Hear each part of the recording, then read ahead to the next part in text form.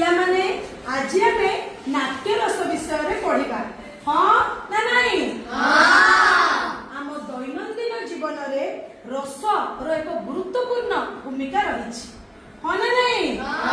ଆପଣ ସମସ୍ତେ ନିଶ୍ଚୟ ଜାଣିବାକୁ ଇଚ୍ଛା କରୁଥିବ ଏ ରସ କଣ, ଏହାର ଆବଶ୍ୟକତା କଣ, ଠିକ?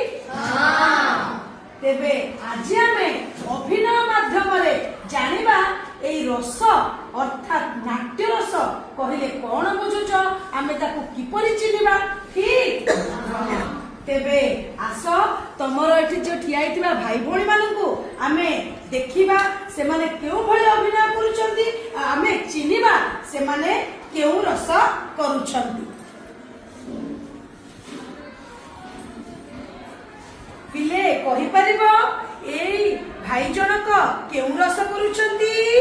ହଁ, କିଏ କହିବ? ସେ କରୁଛନ୍ତି ଭୟାନକ ରସ ଅର୍ଥାତ ଡର ଓ ଭୟକୁ ବୁଝାଉଛି।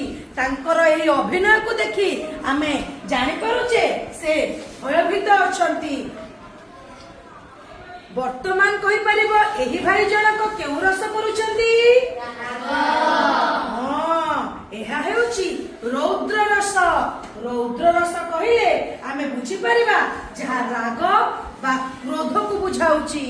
ଠିକ ଅଛି, ବର୍ତ୍ତମାନ ଏହି ଭାଇ ଜଣକ କେଉଁ ରସକୁ କରିଲେ? ଏହା ହେଉଛି ବୀର ରସ ଅର୍ଥାତ ଯାହା ସାହସର ପ୍ରତୀକ ବା ନିର୍ବିଘ୍ନର ପ୍ରତୀକ। ବର୍ତ୍ତମାନ ଏହି ଭାଇ ପାଖକୁ ଯିବା। ଇଏ କେଉଁ ରସର ପ୍ରତୀକ କରୁଛନ୍ତି? ଏହା ହେଉଛି ଶୃଙ୍ଗାର ରସ। ଏହା ଆନନ୍ଦ, ସୌନ୍ଦର୍ଯ୍ୟ ଓ ପ୍ରେମକୁ ବୁଝାଉଛି। ଏବେ ଆମେ ଯିବା ଏହି ଭାଇଙ୍କ ପାଖକୁ। ଏହା କେଉଁ ରସର ପ୍ରତୀକ? ହଁ, ଠିକ କହିଲ, ହାସ୍ୟ ରସ। ହସ ଓ କୌତୁକକୁ ନେଇ ଏହି ରସ।